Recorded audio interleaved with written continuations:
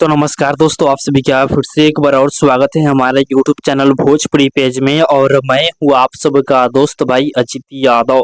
दोस्तों देखिए, आज सुबह सुबह शशि लाल यादव जी का एक नया आरजेडी सॉन्ग आप सबके बीच में शशि लाल इंटरटेनमेंट के यूट्यूब चैनल से रिलीज किया जा रहा है।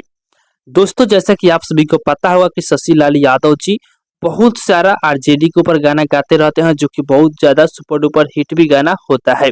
और एक और गाना आज सुबह लेकर आ रहे हैं, जिस गाने का नाम है लवर आरजेडी। आप लोगों से बता दें कि गाने को शशि लाल यादव जी के साथ में प्रभारा जिस गाने को गाई है, और गाने को लिखे हुए हैं गुड्डू गोल्डन जी।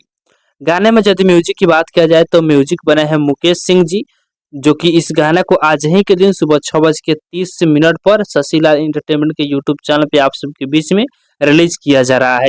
तो जितने भी आरजेडी के चाहने वाले लोग हैं और शशि लाल यादव जी को चाहते हैं, आप लोग तैयार रहिएगा इस गाने को सुनने के लिए। शशि लाल इंटरटेनमेंट के यूट्यूब चैनल है, गाना बहुत ही जबरदस्त गाना होने वाला है। आप लोग जब इस गाने को सुनिएगा तो आप सबको ये गाना बहुत ही ज्यादा पसंद आएगा।